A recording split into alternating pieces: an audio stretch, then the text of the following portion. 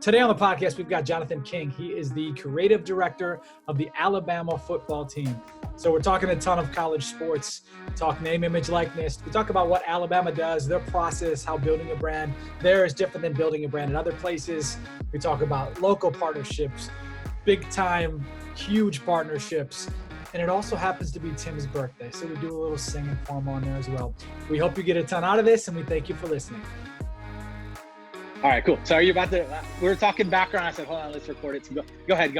Born in Tuscaloosa. Born in Tuscaloosa at the hospital on campus. So, of course, from the age of 6 up, I had season tickets with my family. We went to basketball, baseball, football, gymnastics, across the board. So I played a little baseball here. And then when I realized the college dream was going, I wanted to get into sports. And so started working my way up. I cut up game film for women's basketball during a very poor, productive time for the women's basketball team in Alabama. They went 0-29 in SEC play. Oh. So I was doing some work, and I just ground through. I worked with Buddy Overstreet, who at the time was creative director here. And he's incredible, lives in Austin now. And so about 2005 is when I really started working football. When Saban came, I started doing the television show, kind of editing and co-directing. And I was there through 12, went to University of Tennessee with Dave Hart. He went up there and brought me with him, and came back down here at the very beginning of 17. Some nice timing, got a ring that year. Mm-hmm. So I've been here as the creative director since 17. Okay, love that.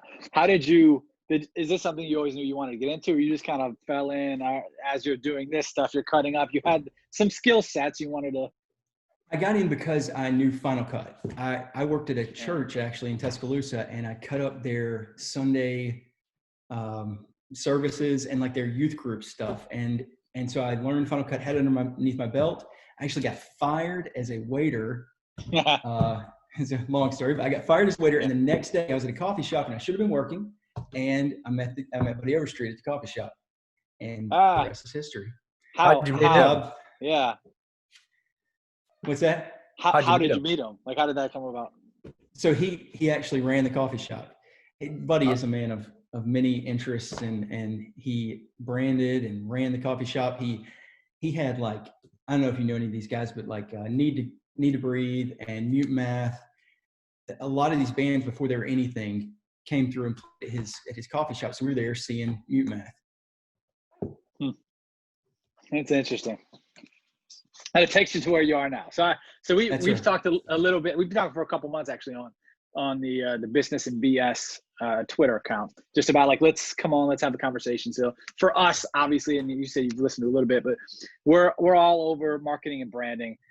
Now in the last 6 months, we're all over this whole name, image, likeness deal. And I'm sure it's a big part of what you guys are doing. Talk to us a little bit about what you're doing, not only just, I guess more or less like on a day-to-day type basis, which I'm sure is vastly different. What are you overseeing specifically? Sure. And just a little caveat to all this is that most of this is just where I stand, my position on it. I don't speak for Alabama football at all. I think that the approach that we're taking, and me specifically, I think that these kids, you said it yourself in a previous podcast, that these kids have great opportunities here. And to be honest with you, I'm going to kind of veer off into something else here. I think that we at Alabama are positioned in a much different, the possibilities for us are greater for a lot of different reasons. But number one, we have kind of a built-in success. And so like when these kids come to us, we recruit these guys in, a lot of other people are going to be fighting the name, image, likeness stuff to say, hey, come here, and when you get here, you'll be able to build yours. But, last year's LSU is a good example. Success helps build that brand in a way that nothing else can. LSU's social media and the things that they did last year were off the charts, and they were incredible. What they did was take advantage of that situation in the best possible way. Yeah. And now this year, you've got an LSU team that the success has fallen off a little bit. And so has the visibility. And so at Alabama, we've had 12, 13 straight years of visibility and success where people know that when they come here, more than likely there is going to be success that follows. And so that's something we can sell right off the bat. You know, it's something we talk to kids about with their brand. You know, Saban is a little more conservative when it comes to that kind of stuff. He doesn't allow as much out front. And so we are having to look for different ways that we can sell that success and tell them that when they get here, it's going to be, you know, a way that it builds their name up. Me personally, when we were at Tennessee, we started doing some of this stuff, started doing it behind the scenes. And I don't like to give away the secret sauce to just about anything we do in recruiting. And when I was at Tennessee, I didn't tell anybody about it. You mentioned in another podcast that a lot of schools are starting to talk about it, starting to really bring it to the forefront of what they're doing. Yeah. We don't tell anybody what we do. And the reason is because it's been successful, and I don't want them to be successful with what I'm doing. Yeah, and so, of course. You know, if they catch up and they start doing it, hats off to them. But for the most part, I think that we're ahead of a lot of people in those instances. And so we've just continued, and I'll tell you, it surprises coaches behind the scenes when what we do works. When we get in, so this year, especially at Alabama, Tennessee, they use me all the time. They let me talk to recruits. They let me kind of like sit down with them when they come on their official visits, and we got to really lay out a plan for them. And I mean, recruits reacted incredibly to it. Sure. Here, there's less of that. You know, they don't really visit that side of it as much. So this year, as we approach NIL, they've started to see the value in it and started to let us do more of the talking to the recruits. And I think coaches, especially in this system, especially with Saban, they are surprised to see the reactions of kids. And so now they're like really, you know, just digging into it. And that's helped us. You know, one of the things that, and I hadn't listened to all 80 episodes, I'm sorry. But one of the things I didn't hear y'all talk about much, and that we really talk to recruits about, and I don't really care if other people hear about this, but we not only help them build a brand that's equitable to them and making money and things like that, but equitable in a way that they can give back to the community. Like part of building your brand is perhaps starting a foundation or starting a tie-in. There's a kid in Birmingham who all his life, he played flag football at a Boys and Girls Club. But their Boys and Girls Club is one of the only ones in Alabama that's not tied into the NFL flag football thing. And I'm like, this is something you need to use your name for. You're going to tie it in. It's going to become your league. You're going to be the one that shows up every year to give away the trophy. And this is the way that you begin to garner all that support in a local community, not just, you know, from a branding standpoint. You're doing this to give back, and it ties in perfectly with what you've done growing up. So I think there's a lot of ways that these kids can, you know, use this opportunity to make an impact, not just on their wallet, but on other people. Yeah. Yeah. And I mean, I you know, sometimes I get, I don't think I answered any part of a question you asked me. No, you did. You did. I think you touched on it a little bit, but I would let you just ramble because I like just hearing the inside, what you got going on. Yeah, I know. And that's kind of how we take it. We don't like to be too structured with anything, but I was going to say, I don't know if I've mentioned this in or if we've talked about this stuff on here, or if it's just in conversations with other people. Sometimes I forget what we're doing on here and then what we're doing in all the other 23 hours a day that we're doing stuff. But, you know, for us, it's we always talk about giving back and helping out communities and how can you create different things. And then I will highlight the good things that people do. Even we have a coffee company that we have personally that we helped co-found, Our City Coffee. That I'm plug. Yeah, right there. Yeah, we're plugging it. Use the code BS at ourcitycoffee.com, get 15% off. Nice. There you go. There you go. But every bag we sell, we help give back. So we have partnerships now with Fuck Cancer, with Water Boys, with Adopt Together. Cancer obviously is like cancer research funding information type deal. Water Boys is Chris Long's foundation. Yep. And then Adopt Together, which helps. It's like a crowdfunding system for people to adopt. It's like 30, 40 G's to adopt. A lot of the people who are adopting don't just have money like that. So when we sell these coffee bags, they're $19 and we give $5 to the cause, whatever the specific cause is for that. We have a couple other partnerships we're going to be rolling out here soon, but that's what we do now. So that's for our business specifically. Now, when we talk to athletes we work with, hell yeah, do that type of stuff. Yeah. And as you know, the sexy stuff is the dollars. But like, let's build these businesses type things. The same thing with the name, image, likeness conversation with college coaches when we talk to them, because we've talked to, I mean, we've talked to people in the SEC. We've talked to people all across the country in different conferences, and some are old school, like Saban. Some are new school type coaches. But everybody wants to win. Everyone wants to help their kids. Yeah. Right. So it's at some point they're like, all right, what I'm fighting or I'm not fighting, or like, how do I help us and my family and my coaches' families and the kids on down? Because it benefits everybody. And so that's where it's going to have to flip. And either you're going to be in front of it or you're going to be behind it, and you're going to be screwed. In this, at your level, the super, super highly competitive. Yeah. Like you don't get 5 kids that go to a competitor and it's like, oh shit, in a couple of years. Yeah, it changes it changes the whole generation of your team. When one class, doubt. yeah. And that's what happened. I think that Saban has done a good job, especially these last 2 years, when they did an early signing period. I think the first one, people didn't really know what to expect. And it kind of threw off the whole cycle of what we did. And so we were caught off guard a little bit. It was actually my first year back. And so after that, we made an aggressive plan for how that early signing period was going to change the way that we recruited. And I think the same thing's going to happen here. He does a fantastic, Coach Saban does a fantastic job of seeing what's coming down the line.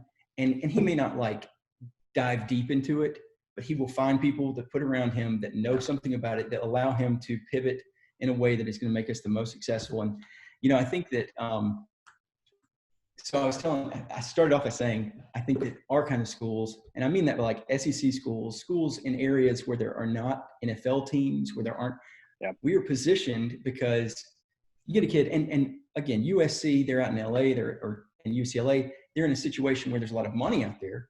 They're also in a situation where there is a lot of attention being taken up by A, B list people that they are not in that level. Yeah. And we have the number 1 show in town.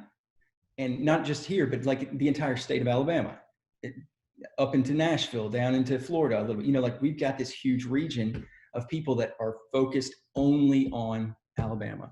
And I think that benefits them because the local dollars is, I think, where this first is going to start doing most of its building, because people are going to be a little scared to get their toes in the water, especially like a huge brand. Coke is not going to dive right in. They might see how it works out. They might. Your guys, they will. That's true. It's not like Najee, Tua. If you're a brand like that, like the big corporate brands, you have to have a separate team. They have to say, here, you 5 to 10 people, you're specifically focused on this, because traditionally those corporations, they don't move fast enough. They don't know what they're doing. They would sit back unless they, you are Pepsi, Coke, and you say, okay, you 5 guys or gals are going to be focused on college athletes specifically. That's your only role. Go operate as a startup essentially. And then that's how they will go ahead and they'll do it. But you're right. A lot of those guys, those big guys, move really slow. But here's where I see problem with stuff like that. So the 2 big spending places or spending types of companies in college athletics are shoes and beverages, right? So, but the shoe contracts, you guys are Nike. Why can't Najee or Tua type get an Adidas contract? That's going to be interesting. That's going to be a fishy thing. And then, I don't know, maybe you guys are Coke or you guys are Pepsi, and the pouring rights on campus and stuff. And to us, you should be able to – Pat Curran, I don't have a Nike contract. Yeah, I play at Alabama. I should be able to wear Adidas shoes or Company X or whatever. But that's going to be a whole separate deal because you're dealing with the campus. Yeah, that's where I think the growing pains are going to come in the most. Yeah. Because what you're going to get is we're under Learfield. And so Learfield has a lot of contracts with these specific automobile dealers and things like that. And so you're not going to be able to trip over their deal on Alabama time, or are you? How does that play out? And why the hell can't you? Yeah. Well, and that's – so I've talked to some people about this in depth because they think companies like Learfield are going to try to use that, play into it, kind of get both sides. And that would make sense. It's something that Learfield, that's what they do, is get these contracts with advertisers. And so why wouldn't they also start doing this with our athletes if they're doing it with the coaches and doing it with the schools in general? But I do think what you're saying there is that you're not going to get the best deal if you don't have anybody competing with you to try to get that for you. So if it's Coke versus Pepsi and Learfield's pushing you to Coke, you're not going to get the better deal if you're not playing these against each other. So I think you're right. I think that there's a lot of hairy areas that are going to come up over the next 2 or 3 years. Now, y'all are I have some questions for y'all about this too, because how do y'all see it playing out? Okay, so back to the LA thing. You talked about how your guard was a funny guy, probably the second most marketable guy on campus. Yeah. That's where I see, like, in a place like LA or a bigger place where some of those lower tier guys who could use their personality versus their on-field play to kind of garner some of that attention, they might get lost. How does that work? I don't see. I think, we've talked to schools in LA. We've talked to the Alabama types where you're the show. We've talked to, all of the different types of places. And to me, you've got to find your recruiting pitch and run with it. And I think there are benefits to being here in LA. In LA, in our backyard, we're in Playa. Tim can look out his window and he sees YouTube. Like literally, he can see YouTube. That's where he lives. Snapchat, TikTok, I'm sure has an office here. Twitter, Instagram, all of these places. You come out here and maybe TikTok's you can build Culver now. There you go, which is, a mile and a half from Tim. Yeah. I'm 2.5 from me, that kind of thing. So you've got your advantages to places like that. There are people that want to spend money. There are people, like when you're a face of an LA team, there's going to be people that want to spend money with you because you're a face of an LA team. When you're in Tuscaloosa, it's going to be different. But you're going to have still the same, your recruiting pitch, I should say, is different. But you're going to still have lots of opportunities, lots of brands. So like, to me, wherever you are, you find your recruiting pitch and you go with it based on that and believe it. And because it is true, just find where your niche is going to be and ride it. So you mentioned earlier, just to backtrack a little bit, is the starting out with the local partnerships with the athletes. 100% that'll be part of this. But as we always talk about too, when we talk to schools and places and athletes even, is there's that. There's going to be the local ones. When you're in Alabama there's going to be some big time, 6-figure, $1 million contract type deals. Because why the hell, if I want to work with Najee next year, why the hell I can't? I mean, he's a guy who will be gone. Number of them, yeah. Yeah, but a guy like that, like Devontae, okay, let's put those are going to be $1 million contracts here pretty soon with brands, big brands like that. But then why can't they be selling merch? That's one not a lot of people talk about. I don't need to have a Bama. I don't need to have a Nike. I don't need that stuff to sell if I'm Mac Jones to be selling stuff. I like you mentioned, going home locally, the one guy for the Boys and Girls Club. Well, he can start hosting camps. He can have an online, I don't know what position the person played. I don't think you said their name. But why can't that person have, let's say their reason? which is fine.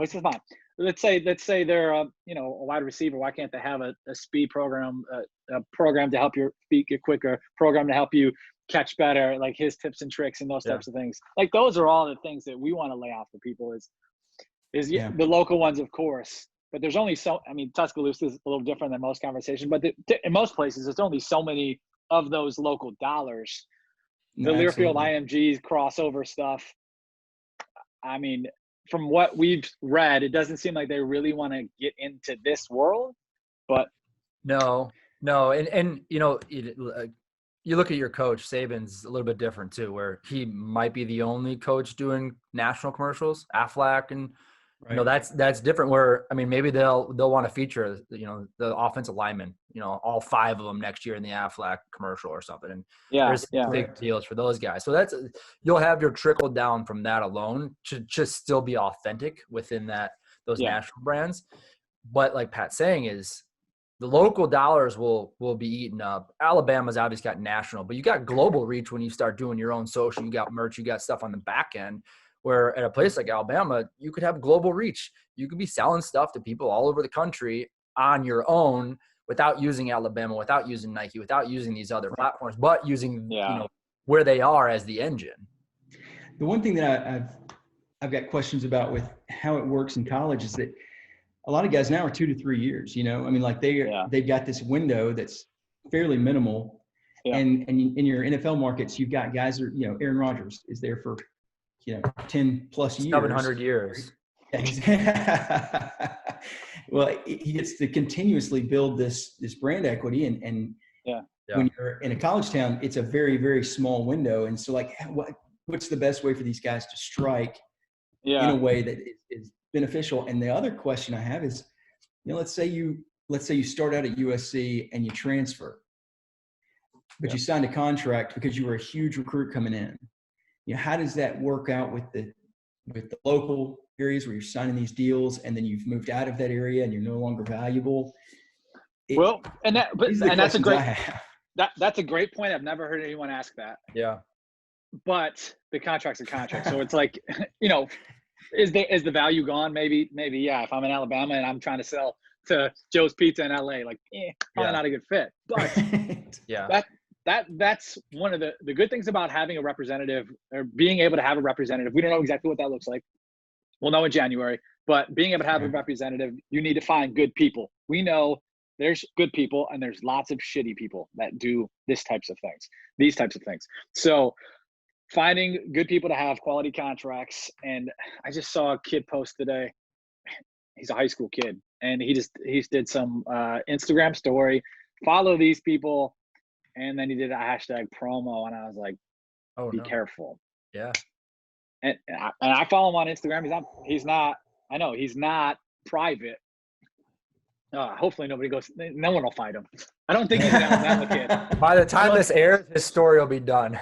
The Instagram story will be over. If he's an Alabama kid, I'm going to delete it. Yeah. No, but you're right. I mean, Alabama's not in his top 10. I saw a post. Anyway, but he's a guy that's. If Auburn's in his top 10, I'm going to go ahead and start promoting that. Right.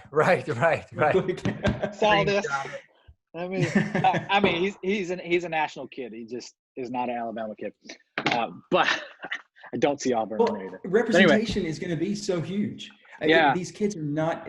I know from being in Alabama, and our kids, it is a little different. But like their time is regimented. Yeah. Oh, sure. They everything is spelled out for them, and so this is an area where, like, if it's not regimented by the school, it's going to be the Wild West at first, and they're not going to know. You mentioned, $5,000 is not $5,000 in your pocket. You got to pay this person, and so there's enough going on around them to confuse them. Much less now I've got to deal with the financial side of it. I've got to deal with, is this legal under the guidelines? Yeah. I think that we're in a good position. I think a lot of schools might not be. Sure. So we know that to be fact. Yeah. Actually. Yes. In our conversation, we know that to be fact. Like, but this kid, so the reason I even brought this kid up is like, I don't know, he could have made $100 off this. And like, hey, if you say, promo us, it's like I don't want to get into too specific about it, but it's to me, I look at it and I read it as an almost 37-year-old, like, oh, this is just some bullshit account that wants him to pay to get some promo. And so he did it, probably made $100, $200, maybe $500, and he's got a pretty good following. And then there's the hashtag promo. Like, that could, I don't know what's going to happen. It's a gray area right now. Like, it's going to be open by the time this kid ever touches the field, but maybe he's a kid who's leaving and doing starting in January, early enroll. I don't know the case, and maybe they wouldn't be able to practice. Who knows? It's a gray area, but I more so brought it up to say, like, and is the NCAA going to want to? Yeah, is the NCAA going to want to jump right in after NIL is enacted and start hammering people right off the bat? Like, probably not. No way. Yeah, exactly, because that would look terrible. Yeah. Here you go. Stuff to still worry about. So I don't think they want that. Yeah. Right. Putting all their efforts into policing, which, now that we say that, though, there are a lot of people that are on the other side saying we can get away with whatever we want to. This is the time to get this kid to do a BS promo, go ahead. Yeah. As many as you can get out there. And the value, that kid's probably losing a ton of value by doing it. He doesn't know any better. He could probably get way more. No idea. I can look at the kid right now and know he's worth more than that. Right. Yeah, I mean, going back to your, like you said, like, if a guy is there for 2 to 3 years and then they jump to the pros, like, what's the best, or transfer? I think, and this is something we preach, just like our coffee business, it's community based and brand building. So, like, what can you do in the community? What can you do locally? Because, think about, like, even professionally, those guys in the NFL and the NBA, they're on a team. If they get transferred, you still have a good amount of people that'll follow you over and still be a fan. There will be people who just are fans of the team and they'll say, oh, screw that person. But you'll still get your fans that'll follow you over. So by building that localized community, they'll follow you wherever you go. Where you go professional. Sure. Jalen Hurts is a great example of that with us. Left Alabama, went to Oklahoma. Alabama fans still root for Jalen Hurts. Yeah, what I mean? Sure. And that's a different Okay. Oh, this is awesome. Can y'all hear that? I just heard something. Oh my. So we're putting in we're putting in a retaining wall in the backyard. This guy has not shown up for like 2 weeks. He's here with a Kubota right there, digging away right now. If y'all can, if it's a problem, I can go to the other room. I don't even hear it. I sort of heard something when you paused for a second, but I didn't hear it. Okay. It works anyway, because usually we've got people that do the lawn over here, and Tim's got one to his window outside there, and it's like hit record on podcast, and it's like usually. So they'll time it up here. But Jalen Hurts is a great example. Great example, and what's unique about college versus a pro is you're only there 2 to 3 years at an Alabama place or 4. Wherever else you go, but you're really growing up at these places. You're becoming a boy you're becoming a man from a boy. So you're really evolving. There's almost more of a family to it. You're more out in the community. When you come to the NFL, there's more of a distance type of thing. Yeah. Depending on the places too, of course, but. So it's one of the things that has kept me in college. Like there's all these different components. Like as a professional athlete, you're not in class with anyone in the city. Like there's a different kind of community, associated with it, and different kind of reach. And it's not like when I leave. I was gonna say no. What I was gonna say, and then you go. The other thing is like it's not like you leave and then you're like, oh, he went on and got drafted by the Titans. Screw this guy. It's like awesome, another guy to support. And I'll buy his T-shirts and I'll buy his hats and yada yada. But go ahead. No, you're absolutely right. And, well, we play on that big time. I mean, we use all our former guys that are in the league. It's huge content for us. And some of the best content we have is on Sundays. And we've kind of spun a great relationship with the NFL digital team over the last 2 years. There were about 8 schools that they kind of piloted it with and kind of allowed us to start pulling footage. In the past, we had to pay for it or trade off with it. And they just kind of started giving us stuff as long as we did the call outs.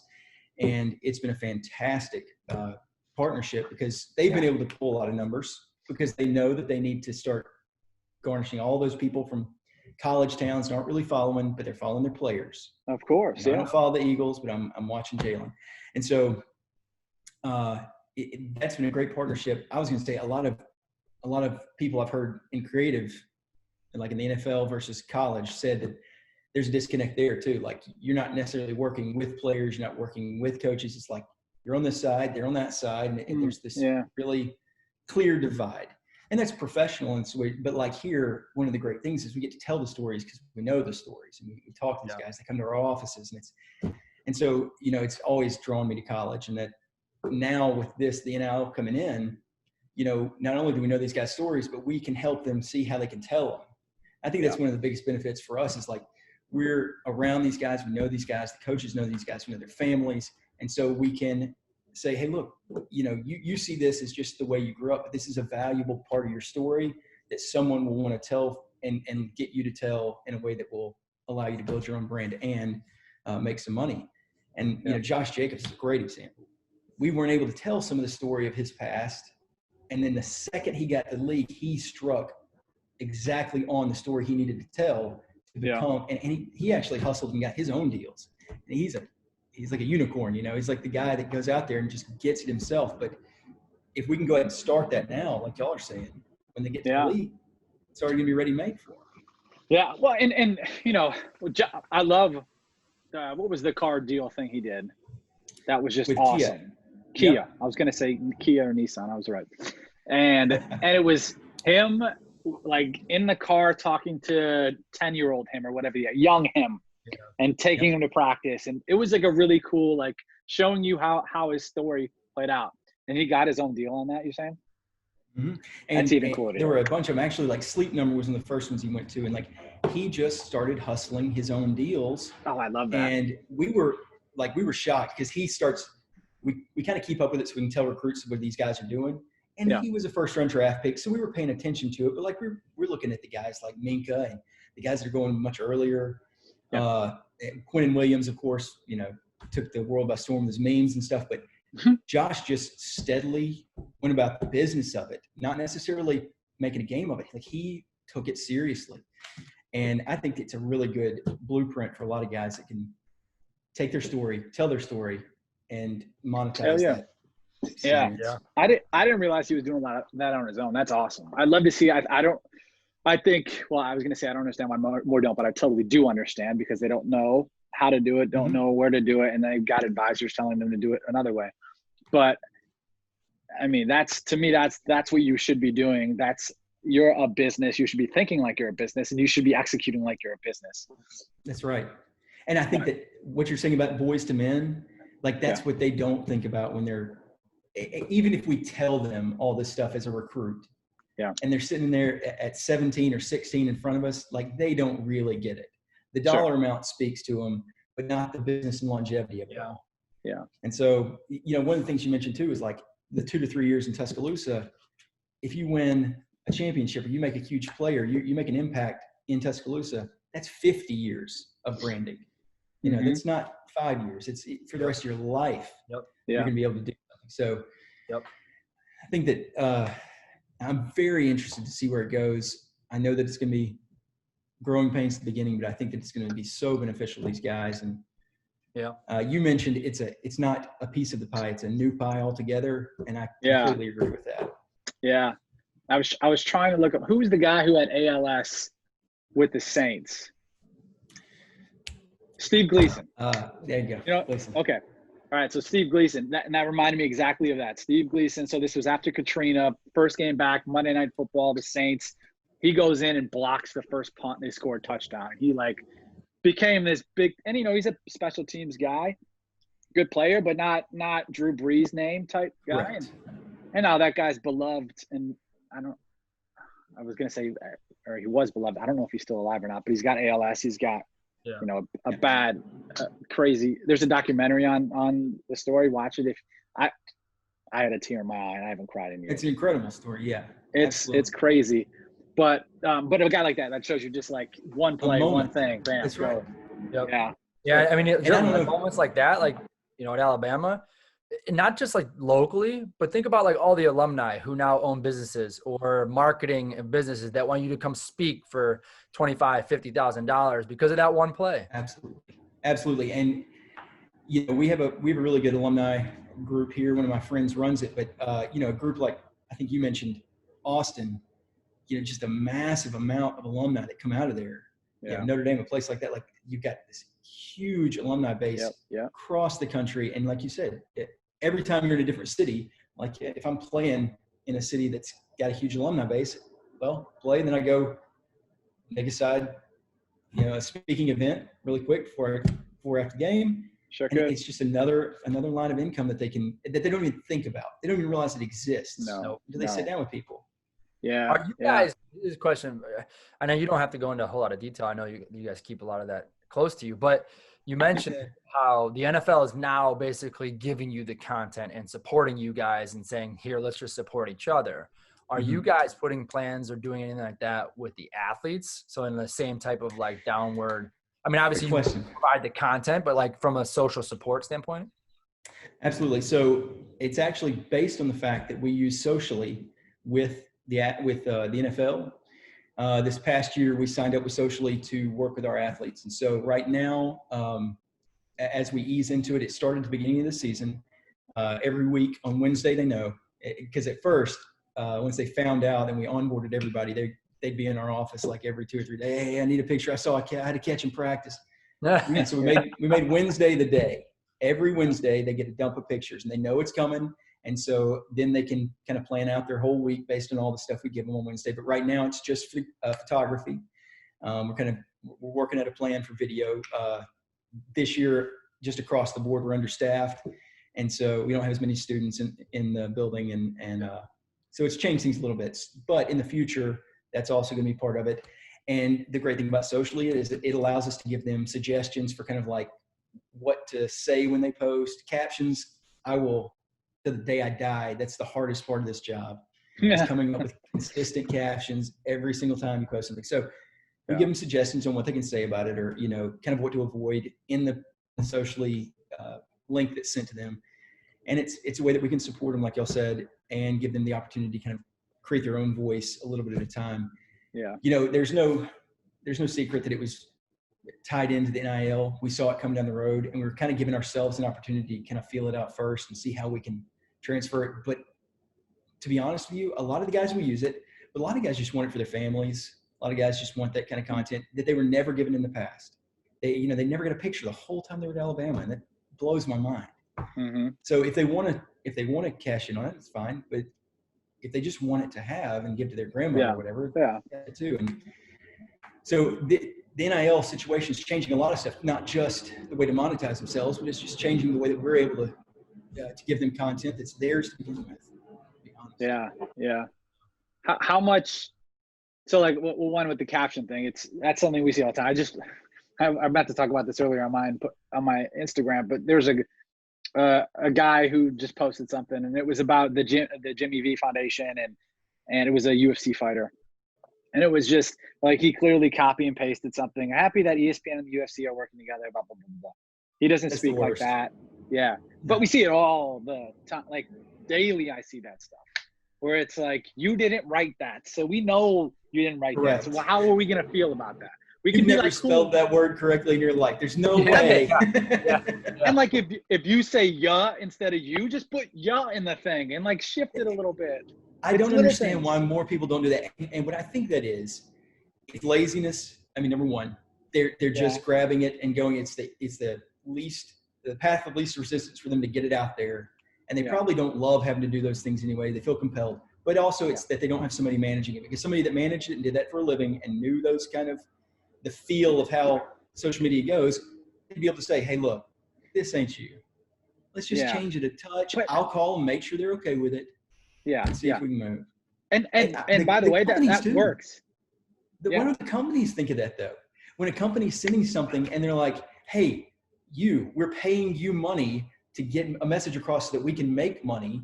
Why don't we do it effectively and give you something to say that sounds like your voice? Yeah. And more people are doing it now than ever, of course, because obviously things are continuing to evolve. But you're paying me to get to my audience specifically. We're not paying to get some message that's just a generic message. So that's like, right. I think I said this on before. That's why I'll say his name again. But Chase Young, who, big time guy, big time management team agency. I remember him posting at the beginning of as the draft came up, he posted 5 ads in a row or 6 ads in a row, something like that, which I don't love. And that's one. You talked about this. You talked about this with an NBA guy. Yeah. Also, like they did it like 10 in a row. I mentioned one NBA guy. Yeah, I mentioned one NBA guy, but I could have gone across the board and been like, of the top 30, like 26 of them or something. Like that's just how the game is. I don't like it at all. And hopefully we can help change that a little bit. But so Chase Young, he posted his thing, and I don't know what it was, Old Spice or one of those companies that everyone was doing. And it was like on the front of it, it said, what did it say? Post or no. It said, caption colon. Yeah. Stay blah, blah, blah, whatever the thing. And I was just like, oh no. Yeah. Perfect. And I know the guy who was training him out here, I even sent a message like, hey, help your boy out. It would have been really funny because Old Spice kind of has they've moved into a more of a quirky role. Like if they'd have played off of that and started making him post the rest of theirs like some ridiculous robot. Yes. They could have played off of it. See, there you go. They totally could have done. I don't know if it was Old Spice specifically. I knew that was a brand, everyone was working with. But Old Spice would be a good one. And then, all right, this happened. Now let's pretend like this was real, or own that this was a bad move, and then let's be funny about it. They could do that. Yeah. But it's so not uncommon to see stuff like that, to see just generic posts, to see like the guy posted that thing today, and I was just like, you don't believe that, or you're not bought into that. On socially, we're able to follow when the guys post the content we send them. Yeah. We can see what numbers are drawn from that on their accounts. And so we're able to help them kind of manage it and shift what they're doing and say, hey, look, avoid this kind of stuff or do this more because you're getting a ton of hits off this. Yeah. And I would love to know, like, if these companies get them to post that generic, bland boilerplate stuff, how many followers do they lose when they don't post for a month and they post something generic and people are like, I'm not going to do this anymore. Yeah. And start muting them. I did a post about Tua. Don't tell Tua this, but Tua was the same way last year. Absolutely. Come on, Tua. What are we doing? He's got like just really cool, awesome story. And then blah, blah, blah, blah, blah. I can't tell if they don't want to push it, because we didn't push it much at Alabama. I mean, a little bit. But I know it. ESPN push it. Yeah, I know it. So it's out there, right? Right. I don't know anything behind the scenes. So I don't know about the Tua situation, but I do know that we never really capitalized on that either, and they didn't really push for it, him or his family. So I don't know. I agree with you though, 100%. And again, it's a story that is unique. And he came from one of the things that we never talked about ever. He came from as far away from Alabama as he possibly could come. Like the distance that he traveled to get to Alabama and do what he did. You know, it's just like he went through so much stuff that he could have talked about and never did. Yeah. And brought his whole family with him. Yeah. And there's things where, you know, you don't want to talk about it. Maybe you don't want to talk about it ever, or maybe the timing's not right, or, you know, he gets hurt and like, all right, there's certain things I don't want to really, really dive deep in. It could affect my business long term. But we get to the draft. He's going to get drafted. In between your 7 of 9 ads, let's post something that has some value to me that's about to be a fan of yours, because you just got drafted to New Orleans and I'm a Saints fan, or I'm in Seattle and, you know, wherever you're going. So there's some value in it. I'm not just watching a salesman. Right. And so that there's like a personal connection. I'm getting to see the actual person versus the person covered in branding. And I think that's where everybody loses out. You know, sorry, I've done a deep dive over the last few days. Just like, I cannot be unprepared when I get onto this, but you know, I think you talked about the fact that, I lost my train of thought. Somebody's phone ring just now. Is that me? Yeah, my dad. So it's my birthday today, and so happy birthday, Timothy! I normally get hit up by nobody, and now everyone's hitting me up today. So a couple of times. Congratulations! I'm trying to. I'm like producing this, and we're good. Oh, I know what it was. Followers. You said followers are not as important as engagement, and that's the thing. Like if you're dropping all these branded posts and you're never dropping anything personal, the engagement's going to just drop through the floor. Nobody's going to care. And nobody's going to pay attention when you actually do drop something that's engaging. They're not going to pay attention more. It's the boy who cried wolf, except the branding side of it. Mm-hmm. And so I agree with you. I think that we miss a lot of opportunities, not just the athletes themselves, but all across the board, posting all this like branded stuff that has nothing to do with anything. I don't understand why, like, you know, top plays or the hot play of the day is sponsored by Texas Pete hot sauce. You know, like I love when I see people actually do things that make sense, and I see it so rarely. Yeah. I just talked about that yesterday, stuff like that. But so I don't want to forget this up. Even as you've heard my rants and my talks over the last couple episodes. I think I've talked about this on here too, and not just my Instagram, but how important a cover photo on a video is, and how it's killing people's engagements, killing them. Like I went through and I did 3 different. Derrick Henry was one. Derrick Henry. But it's not, to me, it's never their fault. It's either the person giving them the video, which is probably the brand or maybe somebody on their team, to just change it. They should, or teach them that, hey, just swipe over on your Instagram. On Twitter, you can't do this. So you have to have the cover photo up front. But on Instagram, swipe over and change it. Put you on there with the brand. Because it's just destroying it. But it was him and a couple other NBA guys. And it was like the numbers were like a 10th or half, depending on the person. I think the one that you're talking about specifically was I think it was the draft with Mountain Dew or something like that, right? Yeah. Oh, that was killing people. Mountain Dew, because Mountain Dew, the cover was Mountain Dew. Yeah. Just Mountain Dew so logo. Here's not them with Mountain Dew. Yeah. So can you see my Instagram? Here's James Wiseman, who was the number 2 pick. That's the Mountain Dew one. And then there's some pictures of him doing videos, and you look at it, the Mountain Dew video, 150K, a lot of views. But you look at the other ones that are, you know, for him, this one $3.99, this one $3.50, and this one $3.50. And it was like a really cool conversation. But when it has because it was him and I believe it was him and Jalen Rose, and they were just talking about like leading up to the draft and what are you wearing, what's your drip, and that sort of conversation. And but when you're scrolling through and it's 1 second, 2 second on there, you're like, bop, bop, gone. And it's next thing, and I miss it. Yeah. And nobody wants to be advertised to, like, right off the bat too. Like sometimes these advertisements that where they allow something to happen and then their stuff kind of starts to flow into it, you know, you're going to get a lot more people, like you said, 399 versus 150. I mean, obviously, get them into it, get the people watching, and then present your. Well, I think that so we post a lot of photos and a lot of videos and a lot of stuff. Look, photos and things like that, like you're saying, the cover photo in general, but like photos, they destroy videos right now. Destroy it. It's not even close. The amount of views and responses we get to, like when we post something that's static initially, it blows everything else out of the water. It surprised me to death because I think that our content's better than the other stuff. Instagram specific or? Yes. Yeah. Right now, like Twitter, we get a lot of engagement, but like on the Instagram stuff, when they got those photos. Now, I think that I've got a theory about it, and I don't know anything from anything, but I also have a theory that people like and engage with photos because it takes 10 seconds, whereas liking and engaging after you've watched the video, even if you loved it, is just a little bit more time from the 2 minutes you just spent. I think that they just move on past. Yeah. Well, that's why I like that. When was it? Maybe 3 years ago, Instagram went to video views instead of just video likes. Because look at in your post, the videos are always going to get less likes, always. Yeah. Yep. And that probably is, I didn't think about the time per se. I just thought more of like, instead of me consuming the picture, which takes 2 seconds, 1 second, half a second, and I hit my like, then I'm sitting there, I'm watching the video, and then as I'm done, I just move. So I don't even think to. I don't think about it. It's right. Yeah. Oh, that's awesome. Scroll to the next one. Yeah. But I mean, we like videos, obviously.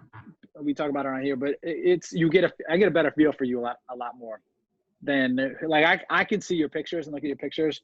I don't know shit about you a lot of times, but I can hear one clip of you messing with your boy in the locker room, or you dunking on your boy, whatever. Like that totally changes how I feel about you as a person, because I'm like, oh, that person seems likable, or that person, whatever. It's a lot harder to fake a video than it is to fake the picture side of it. Yeah. Also, hey, I wanted to bring this up too. Your boy Bryce Meredith. See, I went to the last view, but one of the ways that, you know, I found it interesting. I don't think that players, and this is where the value is lost on these college football guys. The guys who are coming in specifically for what I do. Now you mentioned the gymnastics girl from LA, and that was awesome. Great story. But like for the football guys, they come in, and Meredith talked about how he had to like grind, and he's got a 3-year process before he even has the opportunity to step on the stage. He has to sell his own T-shirts at a certain moment after the NCAA's and everything plays out. And one of the things that I think that that they're missing out on, and I hope that people strike the moment when they get to college football, is that, like, let's say Alabama, since that's what I've got, we have a ton of different moments, and I hope that people realize the value in like the right moment. Whereas like a guy like that, a wrestler who is making a transition and like trying to take advantage of that one moment he's got, I feel like people are going to miss. They're going to miss the train when it comes to striking at the right moment, as opposed to just every moment. Because like, there's so much value in a guy like Devontae Prince. It's this week, and he makes that incredible catch. How many touchdown catches does he make? A ton. Yeah. But this one was the one everybody was talking about. Now, how do I hit this moment mid-season? Tons of stuff going on around me. How can I still be focused on making sure that this moment I take advantage of it, as opposed to like, oh, well, last week I didn't have much going on, so I was able to really engage with people. Yeah. I feel like the right moment when you got so many coming through is really going to be important.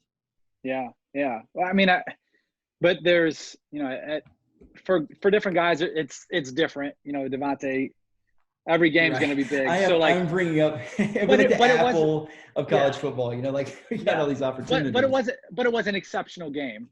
So like for him, it was and I'm seeing it everywhere, and I'm more so than I normally see just the everyday Bama stuff everywhere. So but you're right on stuff like that. But everyone's going to have their different levels. Like we're MAC, we follow the MAC, we're MAC players. Like Jarrett Patterson last week has 8 touchdowns and 400 yards or whatever the hell he had. Like that dude is a monster. Like, how do you capitalize on that? He also happened to be wearing number 41, which isn't his number. And it's a deal where so he's number 26. Each week, a player who passed away in the past, obviously, who passed away. It was number 41. So each week somebody wears that 41. So like that happened to be this really crazy moment. And I actually didn't see him address it. I sent him or tweeted at him or something and was like, why the 41? Why they change the number? Somebody was like, that's why type deal. What an incredible story. Yeah. Right. Yeah. Yeah. And I didn't hear anything about that either. No, I didn't see anything publicly except the tweet back to my question. So, but there's opportunities like that all the time to try to take advantage of stuff like that. That was just obviously very unique. I'm sorry to interrupt here, but I need to jump in here. That's a perfect brand building thing. He goes off. He's wearing 41. You get the team to sign it. You auction it off. The money goes to whatever that charity was or whatever in association with that family, and that's a brand opportunity too. And you know what? That's where his organization gets to do that, not the school. Like I think the schools need to see the value in this too. It's like, I don't need to steal this moment from this kid. Yeah. I need to allow him to build that moment and to be, giving back to the community in a way that helps his foundation. Right. Yeah. I want to make sure that people are seeing the value overall, because I feel like a lot of people feel like something's being taken from them in this moment. It's not. Yeah. No. And in that situation, so different than Bama, this is a unicorn out of Buffalo who's been bad forever. Now they're good. So it's not only are they good, they're ranked for the first time maybe ever. They're number 24 in the country. And they've got this monster player. And I saw him do the Mac podcast or something. I saw Reggie Bush talking about it. I saw all the names talking about him. But for me, I would have went on a little PR tour. Get my guy out in front of these people that I think will have good conversations. And I follow the dude because he's a Mac guy. I followed him for a year plus now. And I saw more personality in the Mac conversation in a 60-second clip than I'd ever seen from him. And that's from I follow, see all of his social and see all that stuff that he comes out with. But just seeing him, so like this was the opportunity I thought, and maybe they did this and I missed it because he didn't post about it. But that could have been a great opportunity to go on. But it should be. Yeah, it's a good lesson. He should be posting about it. He should have struck on the moment. Yeah, that's a great. And we actually. So somebody went off last week. I can't remember who it was, but we were like all pumped about getting the awards for that week. And this guy's name pops up instead. And I was like, who is this? Yeah. And we pulled up his stuff and we're like, oh my gosh. Yeah. Well, got no shot. This guy's incredible. Yeah. I mean, 8 touchdowns, 400 yards is a pretty decent. Wild. And like his first half stats, most of it was in the first half, right? I mean, like he just. Yeah. Because they were beating the hell out of him. So it was a good team. Probably the second best team in the conference. They were beaten too. So if you don't mind me asking, you don't mind, you can ask us anything. What is it that y'all plan to do? Like, how do y'all? What's the vision you see for like the next year and a half when this stuff starts rolling out? Yeah. Some schools will be like us, where they're probably they'll handle a lot of it internally. Some schools are going to be begging for help because they got no clue. What's y'all's? How do y'all launch it? Yeah, we want to be the education piece of all this stuff. So like, all right, so Devontae, you have this great play, this great game. What do you do with this? Jarrett, you have this great game, this unreal story behind it, the jersey. How do you take this and execute it? Like what do you do from here? So start one is talking about like you guys are ahead of the game, so you guys probably got a pretty good idea what NIL is, what's going to happen, how to take advantage of it. But start today teaching and educating on what NIL is and what are some of the opportunities. And then we want to start building out with teams and schools, building out education specifically directly with them, and then working with the athletes on how do you execute this? How do you take this cool, Jonathan did this cool thing and he's this great player and he did this. Now, how do I do this? I don't know. How do I start a podcast? I don't know. What do I do? Like, how are these next steps? So we want to be the people to help with the next steps, the education, the execution, all that sort of stuff. So, and ideally we work with a handful of schools across the country and that's it. Yeah. I mean, ideally one, because time wise, that's all we can do. And then just, being able to really work with some teams in place we want to work with. I mean, it's going to be, the market will be endless once all the schools kind of start to figure it out, because I don't think that a lot of schools have the capacity to pull this off on a large scale. And so they can't help across the board. with all their sports. And I think that you mentioned the gymnastics, but like our softball team in particular in Tuscaloosa, the softball team is incredibly popular. Yeah. And they already do stuff like hand deliver season tickets every year. And it's just one thing that they really publicize, but they do this, they just garnish all kind of support in Tuscaloosa, and they are incredibly popular. But there's not going to be a ton of support for them when they're trying to build their brand and really cash in on this. And, you know, I think about the smaller schools that will not have those advantages, I guess. Yeah, yeah. When we talk to all these schools, and again, we talk to schools in SEC and all these other places that are level-ish of an Alabama, and I always say 2 of the top 10 most marketable athletes in all of the country are female athletes. One is a softball player at Oregon, one's a basketball player now at UConn, based on their social following and how they are. And so when I tell these to these football coaches that a softball player is more marketable than anyone they got on their roster or anybody but one person or something, they're like, oh shit, okay, there really is some opportunities here for my guys. Like I mean, thinking about like how to build and do this. And what's amazing to me, and we'll get you off here in a second. I'm talking for an hour. This is one of those combos where I feel like we could talk for another 2 hours. Yeah. But it's amazing to me. I watch big time players, really good players at big schools, and guys that'll get drafted be first, second day type guys, and they have 2,000 followers. I just followed a guy the other day that had like 3,200 followers, and the dude's going to be no later than a second day pick on anywhere you look at. Right. And I could go to their team account, and the team account has hundreds of thousands of followers. To me, those are hundreds of thousands of potential people in my market, potential people that are going to buy whatever I'm selling when the season's over in a month. You know, whatever I have to sell, my programs, my merch, just follow me on my journey, my YouTube channel, my views. Mm-hmm. Like those, it amazes me how I don't know if I don't know whose responsibility it really is here. So maybe, you know, I don't know where to go with this, but the fact that you just have 3,000 followers and your team has hundreds of thousands of followers, like you should be able to see this and you should be able to take advantage of this opportunity that you're in right now, wherever you are. And I think a lot of guys will start coming to teams like mine. And, you know, for us, we've really thought about how much work it's going to create for us. We're trying to prepare ourselves because it will. There will be a time where we're going to have to figure out how we can help people and, you know, when we can and can't. But, you know, I think that if a lot of these kids will see that there's people around them that want to help them, we want to see them be successful and just ask. You know, I think a lot of it is just the kid.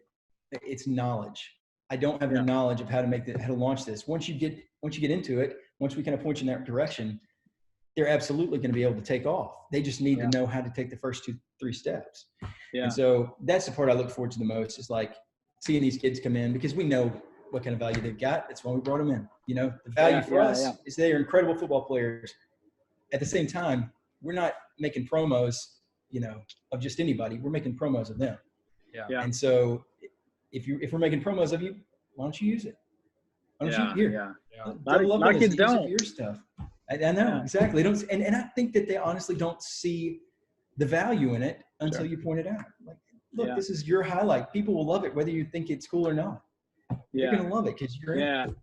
I think I will change that too. Is now there's more of a reason to do so. I can grow my following because I can make money. You know, that type of thing. I said this, I think, on the last one, is a lot of people, their social media is for their peers instead of thinking about it as a business. So thinking, you know, do I look good? Too, thinking like that. Well, hell yeah, it does. We'll get off this. I saw a kid yesterday. This kid is no, not yesterday. What day is it? What the hell day? Today's Tuesday.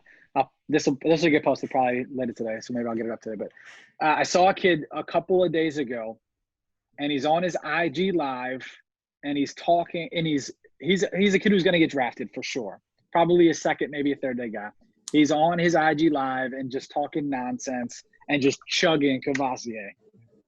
And I'm like, I don't give a shit. You can party all day long. We know there's a gazillion partiers. There's probably people who are practicing today and were partying their asses off last night. People party Friday nights before Saturday made games. a whole persona on that. There you go. Totally cool with that. But you're going to get drafted. Before you get drafted, chill out on your social media. That's right. You don't need to post it to look cool for your friends. He had like 15 people watching on his IG Live. It wasn't like, 100,000 and it's this big event. He's just doing this dumb shit. If I was the GM of the Cleveland Browns, or I'm whoever, the GM's not watching today, but the scouts, and they might just be like, oh, okay, just so we know, this guy, we compared him to this person. Red flag. Yeah. That's a red flag, and now he might go down a notch in their book. And they do it for a way less than that too. Yeah. And that's what these guys don't realize. It's like I saw another guy on his IG Live, and just the way he was talking about a specific female who had popped on there, and it was like, people, I can see this. I don't know you. That means lots of people can be watching this and seeing this. Like, be smart. We always talk about the positive social media. Obviously, you can totally screw yourself on social media too. Be smart about this in a second. Yeah. It takes so long to build it, and then in a second you can destroy it. So like, that's another part of it. Now, we already do that. We already talked kind of about how, as a personal brand thing, and just yourself in general, how you can ruin yourself on social media with all the players now. But like even more now, because it has a monetary effect. Like, this is costing you money. Yeah. And I think when you say that, it will be more impactful. I think so. Money changes things, right? Yep. I appreciate you guys having me on. This has been great. Like you said, I could talk for another 2 hours. Well, maybe do part 2 in a year, so. Yeah, we'll do it again after this all opens up and we see how part 2. Yeah, part 2. That's right. Cool. Appreciate you. We were totally wrong. Don't do anything we said.